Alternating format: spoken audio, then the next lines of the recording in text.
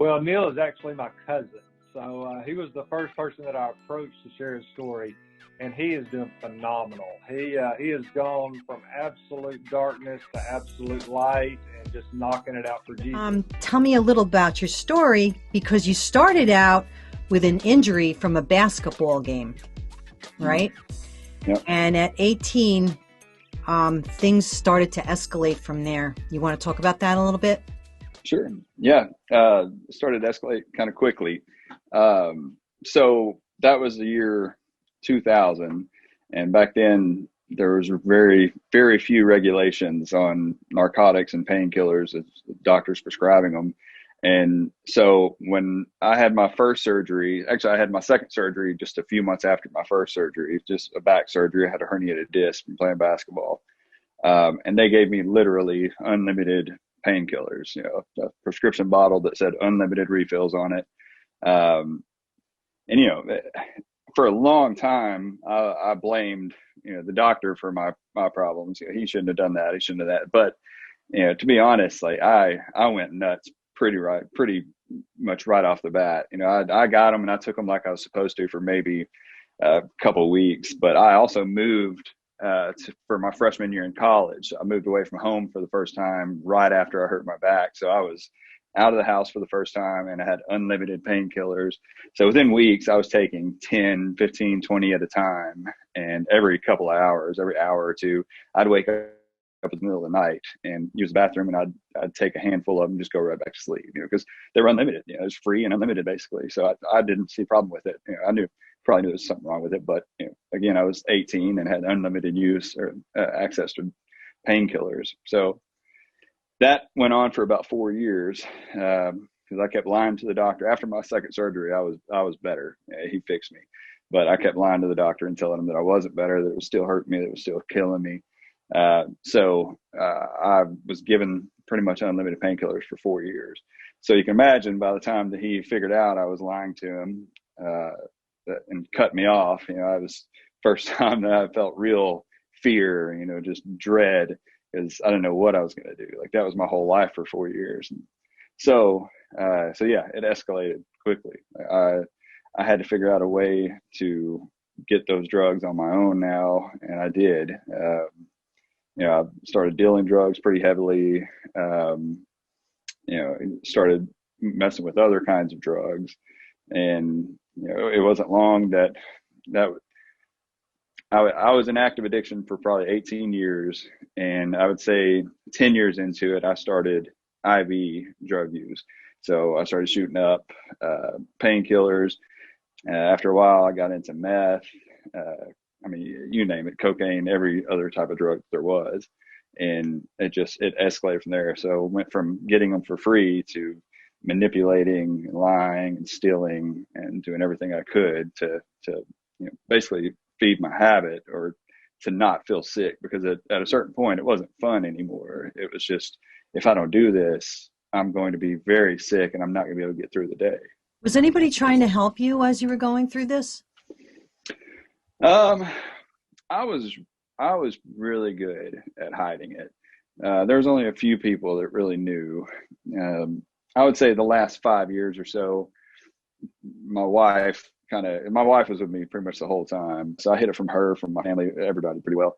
I would say that the turning point in that was my wife found that I had ran a credit card up for like $8,000 in cash advances, and she found out about.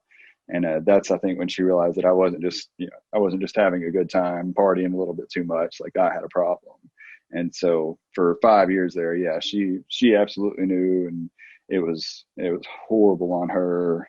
But I don't think anybody really knew how bad it was. When did you start coming to Jesus? When did Jesus enter the scene?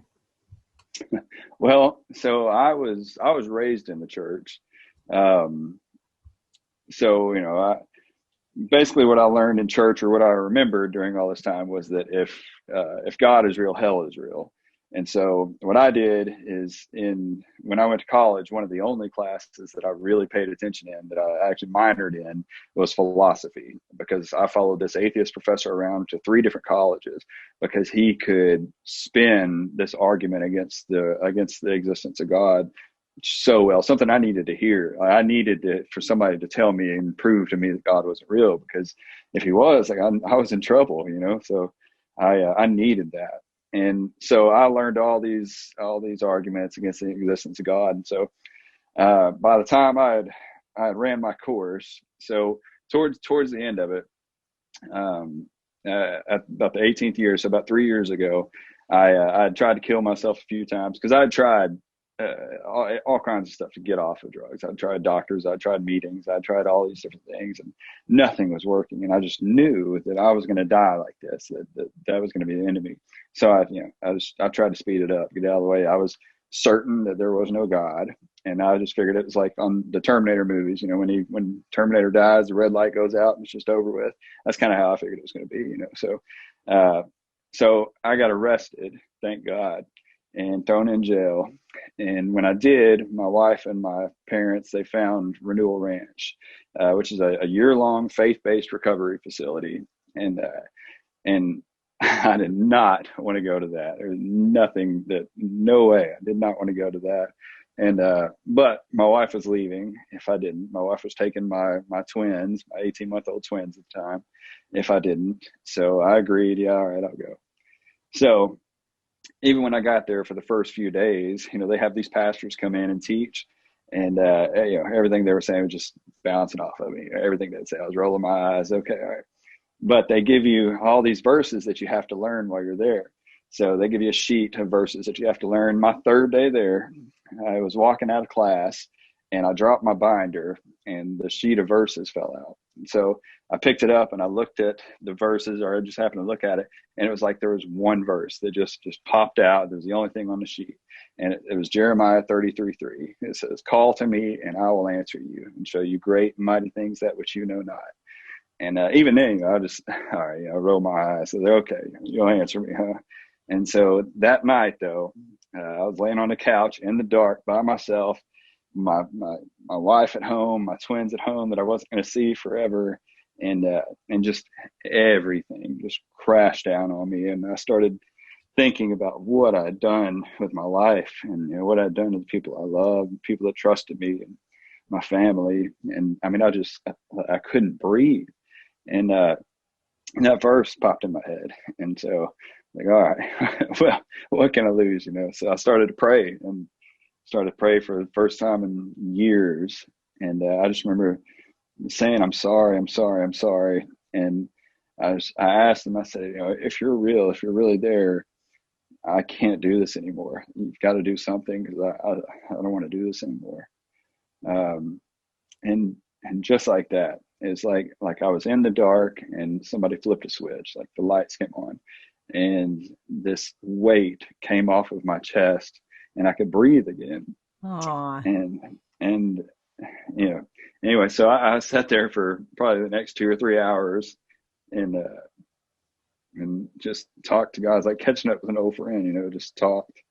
And but I remember laying there, and I was laying so still, and just kind of dart my eyes, like looking around, because I could not figure out like what was going on. Like, what is this? And I wouldn't say it happened immediately, but in the next few weeks, you'd start finding me in my bed at the ranch with 2 or 3 Bibles open up, different translations, reading, trying to figure out what was going on.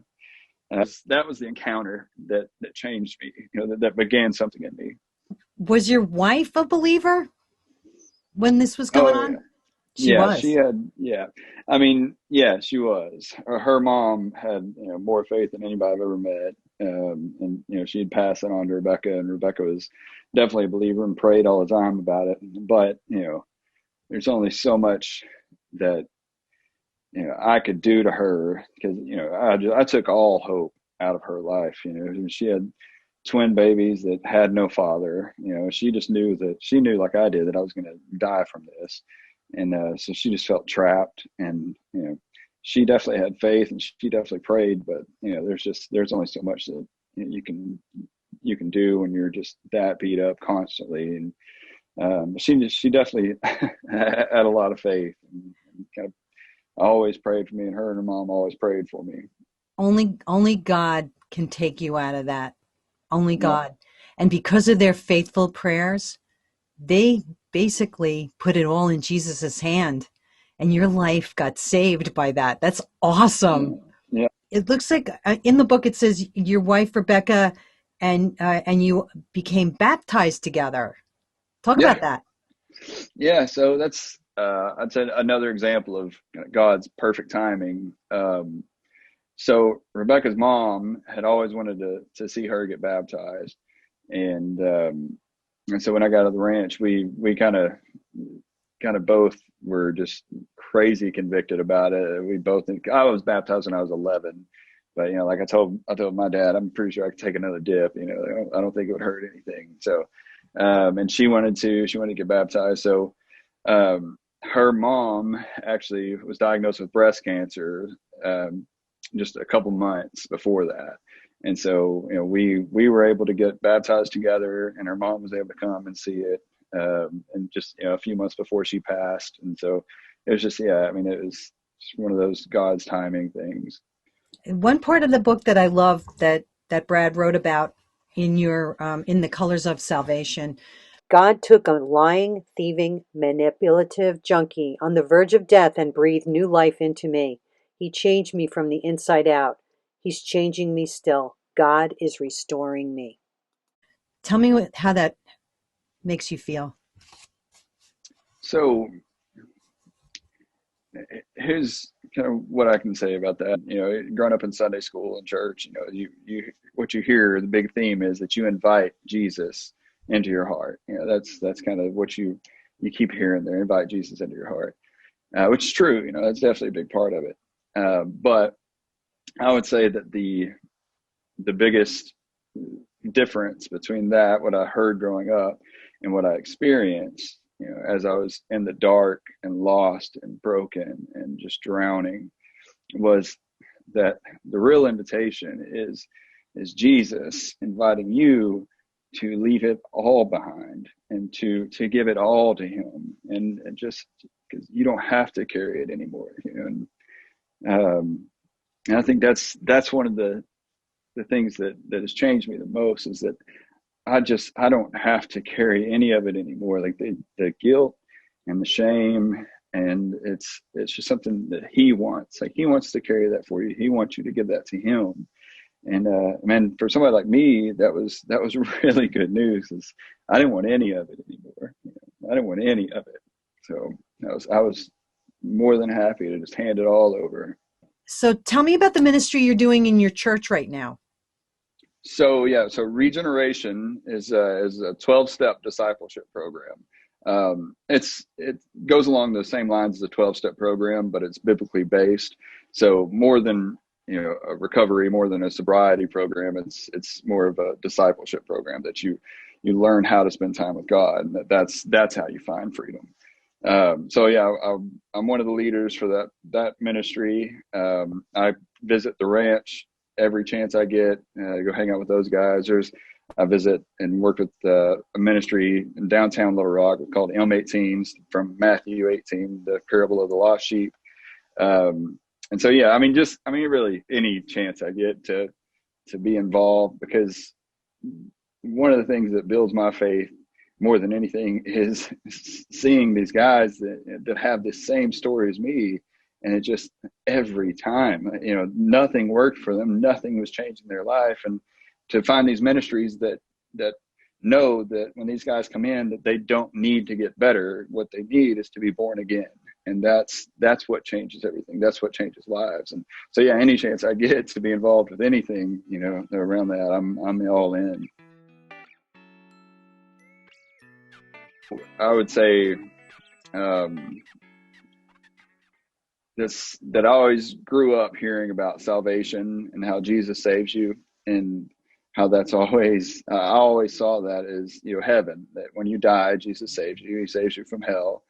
But what I learned is that he can save you here, that he can save you now, and he can change you. And even though it might not change your circumstances, he can change you. And that's what matters. And things don't always get easier, since I was saved, since in the last few years since I was saved, I've lost friends to addiction. My brother-in-law, I lost my mother-in-law. My dad was diagnosed less than a year ago with pancreatic cancer and passed away in April. My son was diagnosed with autism, all this since then. But I can tell you that when my son was diagnosed that night, I hit my knees and I thank God that he gave him to us, because we will love that kid, right? And he's thriving now. It's amazing. It's a daily blessing watching that kid just grow leaps and bounds.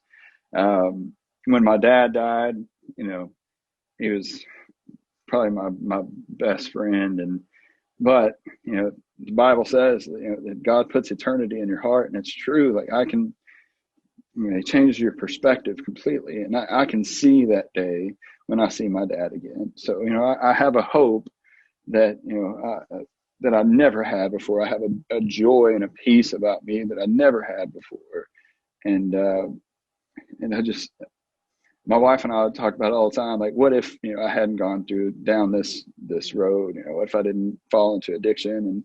And she always jokes that he'd be a vice president or something now, and we'd have all this money, but we both agree, like, but we don't know if we'd have Jesus like we do. And I mean, I'd trade that for anything.